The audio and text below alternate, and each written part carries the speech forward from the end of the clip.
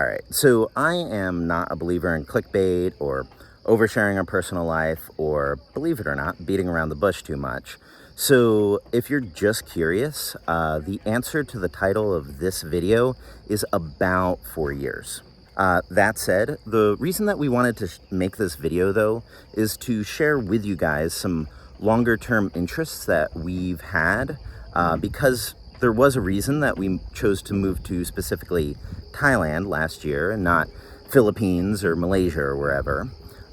We've had this idea to pop down there for at least a couple years, for a while now, and the whole COVID-0/lockdown situation just sort of expedited that plan. The reason why Thailand is specifically relevant, though, is going to take a good bit of explaining, because I promise that we're not trying to transition to Asian cooking demystified. But if there's two themes that I hope that we've been able to communicate here on this channel over the years, it's this. First, how much we adore the food of the Chinese Southwest. And second, and this might be a little under the surface, but how bullshit the idea of culinary nationalism is. And what I mean by that is the simplistic idea that you can completely and convincingly use the variable country to describe the variable cuisine. Now, in a lot of ways, I get it. Nation states are how we've been taught to categorize and perceive our world. Because in this unfathomably vast 510 square kilometer planet with 7.9 billion unique humans, each with their inner world that's creative and complex, that speak over 6,000 languages and basically an unknowable number of dialects, that all of that can be neatly sorted into just 195 nation states. It's just how we make sense of the world.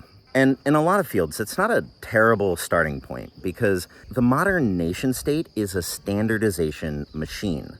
From language to education to how you can make your living to how you can use the physical space around you. Borders tend to formalize, homogenize, and systematize most things, but not everything. For one, food is a little bit different. It can be super local, and it's something that can be adjusted and experimented with by every single person that walks into their kitchen. It's the kind of thing that is intrinsically vernacular. Now, that's not to say that borders don't matter for food. They obviously do. They set the trading network, so they set what's generally cheap and available. And they can also set the language, which is how recipes spread. But you can't seriously look at Hubei food versus Dongbei food versus Cantonese food and just lump them all together. And at the same time, you can't seriously look at Malaysian food and Singaporean food, or Bangkok food and Chaozhou food, or, I don't know, American food and Canadian food, and say that they have nothing to do with each other. What a cuisine is just a collection of ingredients and ideas. And historically, at least, borders have been super porous to both. So that rant aside, that brings us to why specifically Thailand. And I'm really sorry, but this explanation is just gonna have to be a little bit fast and loose.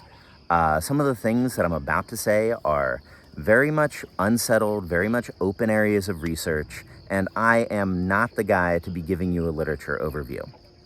It's a little hard to know where to start here, though, so let me just slap up a map of the Southeast Asian highlands. Astute observers might notice that some of the areas in red cover what's actually some of our favorite food in China, from Guizhou food to Yunnan food to parts of Sichuan and Hunan. And it also contains northern Thai food, which is probably our favorite non-Chinese cuisine, to Shan State Myanmar, which is also incredible, to Laos, which has got a lot of crossover with Thai Isan, which is awesome in its own story, etc., etc. This region has been popularized by the renowned James C. Scott as Zamia. His book, The Art of Not Being Governed, takes a look at a lot of the non-state peoples within this region. It is a nice overview, but I would also caution that his specific thesis there is a little controversial, so I would recommend pairing it with this issue from Journal of Global History. Anyway, regardless, while some of the food of some of those state fluid highlands group is obviously really interesting, it's another less anarchist aspect of the region that we think is particularly relevant to us food-wise. Now, again, it's a little hard to know where to start here, so maybe we can just count to 10. Now, stay with me here. Steph will count in Cantonese. I'll do Thai poorly. We'll also have Mandarin, and for kicks, we'll also toss in some Burmese. Noon. Yeah. 一 Song. 一二 Sam. 三三 Si. 四 All of the things going on at once is confusing my brain. Ha. 五 Hok. 六 Jet. 七 Ba. 八 Gao. 九 Sit. 十 You see, it's not easy. Now, definitely don't read too much into this. I can already see those idiots on Twitter frantically updating their moronic China-occupied map. But a lot of these similarities start to make a lot more sense once you start to dig in and really think about where Thai came from. Now, big flashing warning lights here that this is not something that's settled. According to my reading, though, probably the most solid answer there is what's modern-day Guangxi province. But there's scholars that argue Guangdong pretty convincingly, I think. And there's others that even go as far as Lower Yangtze or even the Kingdom of Chu of yore. The story goes that over the years, with increasing Sinitic migration into South China, the people that were living there, as tends to happen the world over, either fled elsewhere, conquered elsewhere, or they mixed in with the new population. When that was and what exactly that looked like is a matter of great debate. But once you start to dig into South China a little bit with the vernacular in mind, the more I feel like that history is barely buried. It's practically right there. Like, a while back, Steph took one of those gene tests, and apparently she's 20% Zhuang Dai, or Thai, but apparently that's not an uncommon profile for Cantonese people.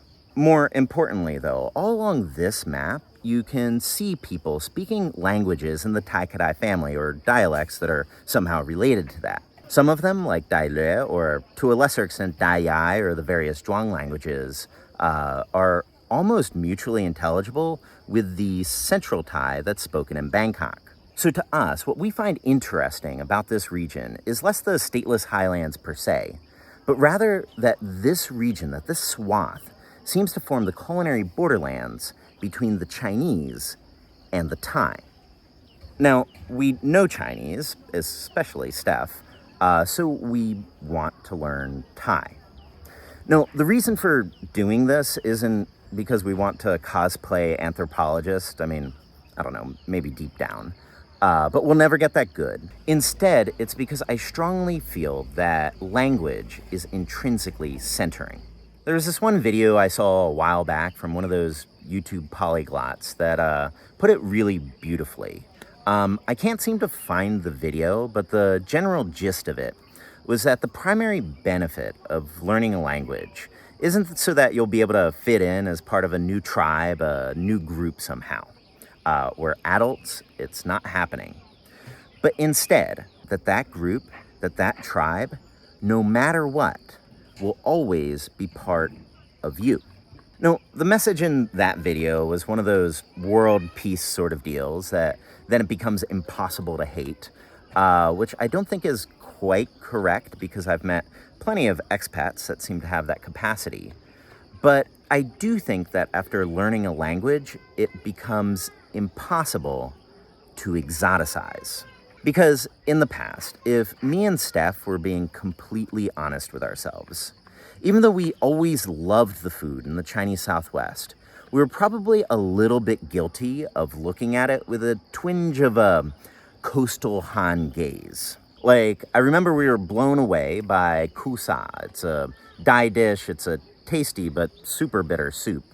And we'd refer to it to our friends as bile soup, which is obviously a very loaded term, and it's not even quite correct. But now, after being in Thailand for a bit, we're just like, oh, it's just a dom kom. It's a meat-based one. Interesting. It all becomes a lot more normal. And that normality, we think, makes for a lot better content. So the plan is 4 more years in Thailand, learning the language, getting to know the food, finishing out our visa, and then we'll be moving back to China, likely Yunnan province, maybe Guizhou, maybe Guangxi, somewhere we'll be really in the thick of it. So yeah, still not Asian cooking demystified, but hope that the Chinese borderlands you'll let us indulge.